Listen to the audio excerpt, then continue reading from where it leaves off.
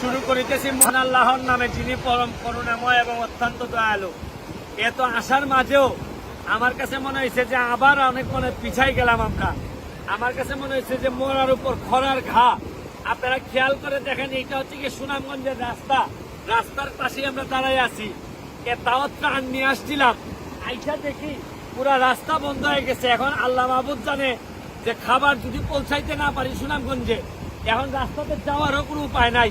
এটা যাওয়া বলে জায়গাটার নাম গোবিন্দগঞ্জ এবং ছাতকের মধ্যখানে একটা জায়গা।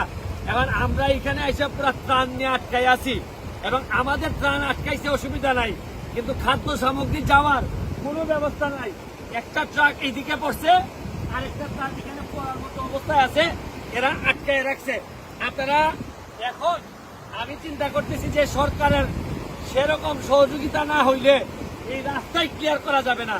পানির আওয়াজ যদি শুনেন মনে হয় সমুদ্রের মতো। দেখেন রাস্তার এখানে আর কিন্তু এই কি কিন্তু নাই। এই যে লোকজন যাচ্ছে দেখেন, এখন মেইন রোড রেখে আপনার এখন এই হাওর হয়ে গেছে, হচ্ছে কি নৌকায় হয়ে গেছে প্রধান বাহন। ভাই একটু দিকে আসেন, একটু আপনি উড়ায় আস্তে আসেন, আস্তে আস্তে আসেন। আপনি কি গাড়ির সাথে? গাড়ির ড্রাইভার। এটা কি আগে পড়ছিল না পরে? এদিকে তাকাই বলেন। গাড়ি পড়ছিল আগে। এই গাড়ি আপনার ওই যে রাস্তায় সময় পানি কম ছিল, হ্যাঁ, বামে রাস্তাটা ভাঙ্গা ছিল, চুলে বলেন একটু। রাস্তা ভাঙ্গা ছিল বামে, পরে ডাইনে সাইড ছিল, নিচ দিয়ে মাটি ভাঙ্গা গেছে, রাস্তার নিচ দেখে ড্রাইভার দেখে না গাড়ি আমরা যাওয়ার পথে পরে ডাইনে ভাঙ্গা পড়ছে। এটা তো আগে, এখন আপনারা যাইতে গিয়ে আবার ভাঙছে। এটা আমি ওই যে গাড়ি আমরা ধাক্কা দেওয়ানোর জন্য গেছিলাম, পরে আমার গাড়ি ওখানে গাতার ভিতরে পড়ে গেছে। আপনার তো কথা উঠে, এখন তুলবেন কিভাবে? ওই যে এবারে গাড়ি মোবিল সব বাইরে গেছে, তেল পানি হ্যাঁ হ্যাঁ, আপনার ট্রেন কপ্পা দিয়ে আবার কেরেন দেও দিতে বলেন। ক্যারেং না আসা পর্যন্ত তো পারবেন না। না না, উনার বক্তব্য হচ্ছে ক্যারেং আসা না পর্যন্ত কোনোভাবেই এখন আর এই রাস্তা ক্লিয়ার করা যাবে না। এখন খাদ্য সামগ্রী পাঠানোর জন্য মেইন রোডটা এই সুনামগঞ্জের সাথে যদি রাস্তা আবার বন্ধ হয়ে যায় তাহলে আরো মারা যাবে। আমার কথা হচ্ছে যে আমি দৃষ্টি আকর্ষণ করতেছি সরকারের, এখানে আমাদের কিছু করার নাই। আর এইসব বড় বড় মেশিনারি সরকারের লোক ছাড়া কোনোভাবেই সম্ভব না। দুঃখের বিষয় হচ্ছে গিয়ে রোডস এন্ড হাইওয়ে বলেন, এলজিডি বলেন, একটা লোক এই জায়গার মধ্যে নাই।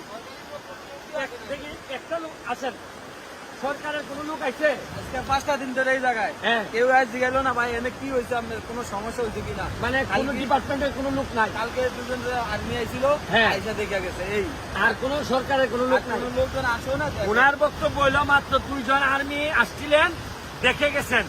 সরকারের নির্দিষ্ট ডিপার্টমেন্টের এলজিডি রোডস এন্ড হাইওয়ে তারা কিন্তু নাই। তারা হয়তো হিসাব গুনতেছেন যে কবে বন্যা কমবে আর রাস্তা ঠিকের নামে আবার মাল খাওয়া শুরু করব। এইসব কইলেন, মাল খান, কিন্তু এখন মানুষকে বাঁচানোর রাজনীতি পরে করেন, আগে মানুষ বাঁচান। আমি আপনাদেরকে বলবো, যারাই আমার ভিডিওটা দেখতেছেন, ঊর্ধ্বতন কর্মকর্তা যারা আছেন, তারা বুঝার চেষ্টা করেন এইখান থেকে একটু করে এই ট্রাকটারও বাঁচানো যাবে না। আরে এটা তো একটা দেশ তো, এটা এইখানে আপনাদের জবাবদিহিত থাকা উচিত। এইভাবে চলে না, কিন্তু আপনারা জরুরি ভিত্তিতে ব্যবস্থা নেন।